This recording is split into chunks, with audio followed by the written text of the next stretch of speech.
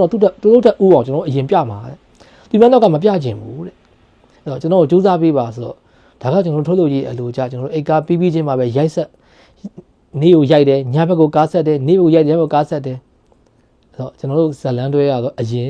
ပြခွင့်ရခဲ့တယ်ပေါ့နော်အဲ့တော့အဲ့အချိန်တုန်းကလည်းကျွန်တော်ပြောပါတယ်လွမ်းပိုင်အောင်မင်းဘာကြောင့်လောက်တာလဲဒီမှာကွာမင်းရှေ့မှာမြင့်မြတ်လွမ်းပိုင်အတွဲလေးထွက်ရမယ့်ဟာကိုမင်းအဲ့လိုမျိုးမလုပ်သင့်ဘူးအနုပညာလောကမှာစီးဆိုတာထားရတယ်ကျွန်တော်ရှင်းပြချင်မှာဘာပြောလဲဆိုတော့ကိုပြေဟိနဲ့ကျွန်တော်နားလဲပေးပါကျွန်တော်ရှင်းရှင်းပြောရင်ထက်ခိုင်ဝင်းကိုကျွန်တော်ပြန်ဖဲ့ခြင်းလို့ကျွန်တော်တမင်လောက်တာပါတဲ့ဘာဖြစ်လဲဆိုတော့နော်ဖို့မှားသွားတာပိတ်သက်ရှင်းပြီနော်အဲ့တော့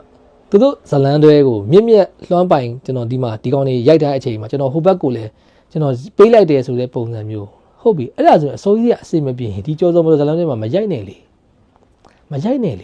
ကျွန်တော်ပြောတာရှင်းပါတယ်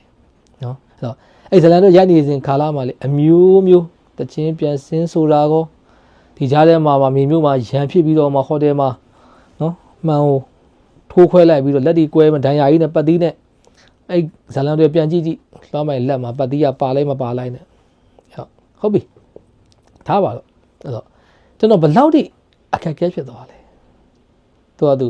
ဘူဆန်းမျက်နှာကြောက်ပဲရိုက်အထက်ခံဝင်းကိုလက်စင်ပေးခြင်းလို့ရိုက်တာပဲဖြစ်ဒါဒီငါတို့ပိုင်တာမဟုတ်ပါဘူးဆိုတာမျိုးနဲ့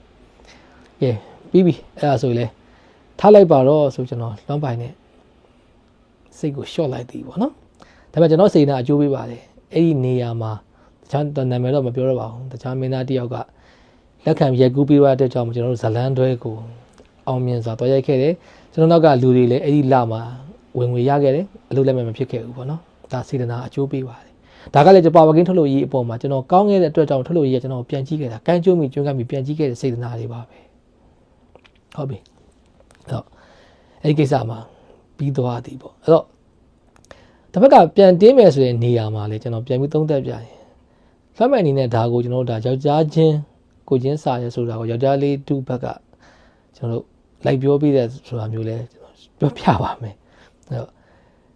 ရှေ့မှာကားရရကိုနော်ဘောရဲ့တာလို့